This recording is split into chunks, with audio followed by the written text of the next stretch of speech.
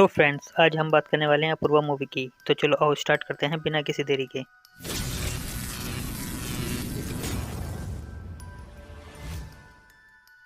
Movie की शुरुआत में हमें 3 लोगों को दिखाया जाता है जो शादी का सामान लेके कहीं जा रहे थे। तभी अचानक रास्ते में उन्हें 4 बदमाश रोक लेते हैं और उनका सारा सामान लूटकर उन्हें मार देते हैं। इन 4 बदमाशों का नाम सूखा, बल्ली, छोटा और जुगनू होता है। इनका यही काम था कि लोगों का सामान लूटकर उन्हें बेचकर जो पैसे मिलते हैं उन्हें आपस में बांट लेते हैं। इन सभी में जो सूखा नाम का बदमाश था, उसकी एक आदत थी कि उसे लोगों की चीखें सुनने में बड़ा मजा आता था, इसलिए वो लोगों को मारता है और बहुत खुश होता है। अब इसके बाद हमें अपूर्वा दिखाई जाती है जो कि अपने मंगेतर को उसके बर्थडे पर सरप्राइज देने उसके पास जा रही थी। अब अपूर्वा जिस बस में जा रही थी उस बस के पीछे वो बदमाश भी आ रहे थे और तभी रेलवे का फाटक लग जाता है, जिस वजह से अपूर्वा की बस और वो गुंडे रुक जाते हैं। इसके बाद जब रेलवे फाटक खुलता है तो बस आगे निकल जाती है। तब जुगनू उस बस को ओवरटेक करने की कोशिश करता है, लेकिन वो उस बस से पीछे ही रह जाता है। तभी उसके गैंग के लोग उसका मजाक उड़ाने लगते हैं।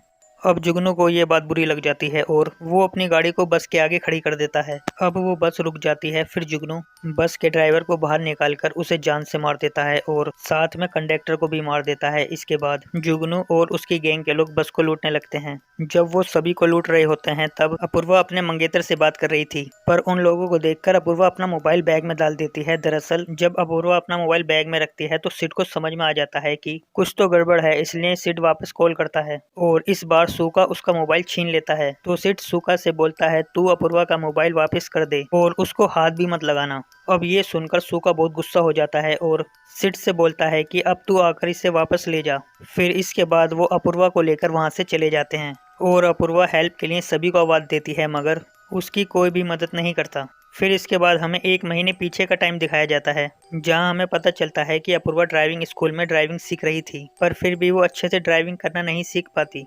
इसलिए वो ड्राइविंग स्कूल से अपनी फीस वापस लेकर अपनी मोम को वो पैसे वापस कर देती है। फिर उसकी मोम बोलती है कि हम आज तेरे लिए एक लड़का देखने वाले हैं। तो अपूर्वा अपनी मोम को बोलती है कि अभी मेरी पोस्ट ग्रेजुएशन खत्म होने में 1 साल है, मैं उसके बाद ही शादी करूंगी। तो उसकी मोम बोलती है ठीक है, पर अभी तू चलकर लड़का तो देख ले। फिर इसके बाद सिद्धार्थ अपनी पूरी फैमिली के साथ अपूर्वा को देखने आता है। अब अपूर्वा और सिद्धार्थ एक दूसरे को पसंद कर लेते हैं और इसके बाद इन दोनों की सगाई हो जाती है। अब यहाँ पर हमें पता चलता है कि सिद्धार्थ आगरा में एक बैंक में जॉब करता है और अपूर्वा दिल्ली से अपनी पोस्ट ग्रेजुएशन खत्म करना चाहती थी, इसलिए सिद्धार्थ अपूर्वा से बोलता है कि वो अपना ट्रांसफर आगरा से दिल्ली करा लेगा। ये सुनकर अपूर्वा बहुत ज्यादा खुश हो जाती है। अब कहानी प्रेजेंट में आती है, जहाँ पर अपूर्वा बहुत रो रही थी और उसे सूखा बहुत परेशान कर रहा था। तभी जुगनू बोलता है कि इस लड़की की वजह से हम चारों जरूर फंसेंगे, क्योंकि पुलिस हमारे पीछे पड़ने वाली है। लेकिन सूखा जुगनू की बात नहीं सुनता और वहीं दूसरी तरफ बस के पास पुलिस पहुंचती है और उनके साथ सिद्धार्थ भी आ जाता है। फिर सिद्धार्थ पुलिस को अपूर्वा की फोटो दिखाता है और उसे ढूंढने को बोलता है। फिर पुलिस जुगनू और उसकी गैंग को ढूंढने लगती है। अब जुगनू और उसकी गैंग के लोग अपूर्वा को लेकर एक ऐसी जगह लेकर जाते हैं जहां पर एक रेल का कोच खड़ा था। फिर वो अपूर्वा को घसीटकर उस कोच में डाल देते हैं। अब छोटा अपूर्वा की वीडियो बनने लगता है, तभी अपूर्वा छोटे को मार देती है और फिर छोटा अपूर्वा को गुस्से में मारता है और अपूर्वा बेहोश हो जाती है। फिर वो लोग कोच से बाहर चले जाते हैं और अपूर्वा के होश में आने का इंतजार करते हैं, पर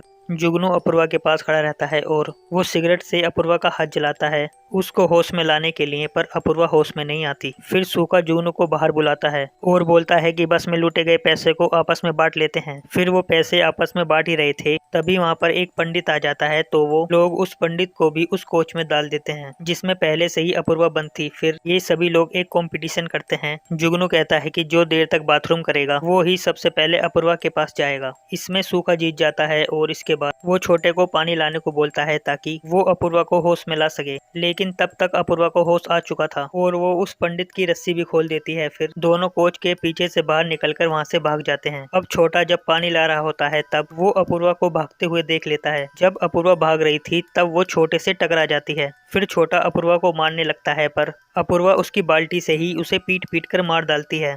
अब छोटे की चीख सुनकर वहां पर बल्ली और जुगनू भी आ जाते हैं, लेकिन तब तक अपूर्वा वहां से भाग जाती है। फिर सूखा वहाँ पर आकर बताता है कि पंडित और अपूर्वा दोनों भाग चुके हैं। अब अपूर्वा भाग ही रही होती है तो वो भागते भागते एक कुएं में गिरने से बच जाती है। फिर वो उस कुएं में ही छिप जाती है। अब दूसरी तरफ बल्ली पंडित को पकड़ लेता है और फिर जुगनू पंडित को तड़पा तड़पा कर मार देता है। फिर वो सभी लोग अपूर्वा को ढूंढने लग जाते हैं, पर तभी पंडित के मोबाइल की बेल बजने लगती है तो सूखा दौड़ते हुए पंडित के पास जाता है, लेकिन तभी अपूर्वा वहां आकर फोन लेकर भाग जाती है। फिर जुगनू कहता है कि अगर उसने पुलिस को कॉल कर दी तो वो क्या करेंगे। फिर अपूर्वा छुपकर सिद्धार्थ को कॉल करती है और उसे बताती है कि यहाँ पर 4 लोग हैं और उन लोगों ने मुझे किसी रेल की कोच में बंद करके रखा था, पर मैं वहाँ से भाग गई हूँ और उन्हीं के एक साथी को मैंने मार दिया। साथ ही वो सिद्धार्थ को उन चारों का नाम भी बताती है। फिर ये सारी बात सिद्धार्थ पुलिस को बताता है। अब इंस्पेक्टर कहता है कि सूखा और जुगनू ने मिलकर अपने सरदार रंगा को मार दिया था। फिर ये दोनों मिलकर ही इस गैंग को चलाने लगते हैं।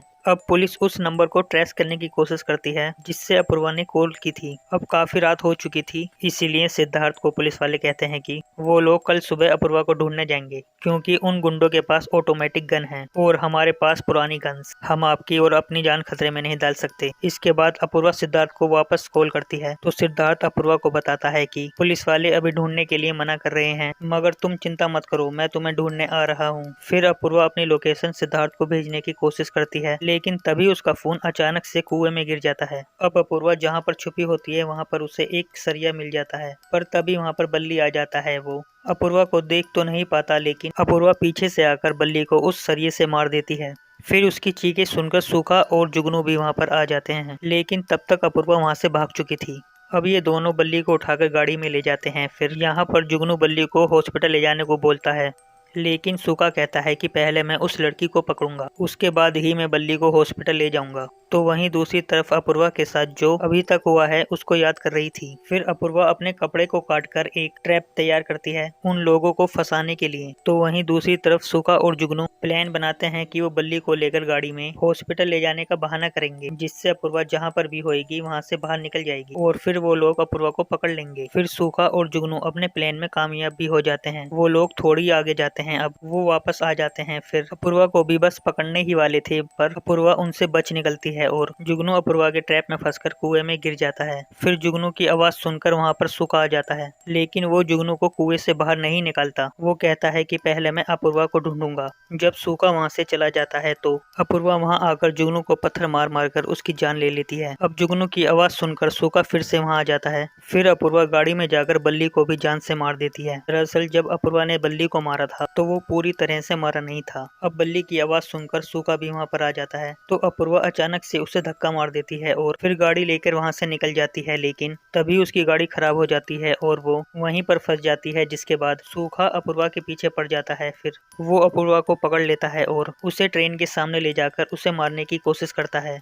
तभी अपूर्वा सूखा के हाथ में काटकर उसे ट्रेन के सामने धक्का देकर उसे मार देती है। अब अधमरी हालत में सूखा अपूर्वा से माफी मांगता है, लेकिन तभी अपूर्वा एक बड़े पत्थर से उसे जान से मार देती है। इसके बाद सिद्धार्थ भी उसे ढूंढ लेता है और अब इसी के साथ ये मूवी यहीं पर खत्म हो जाती है।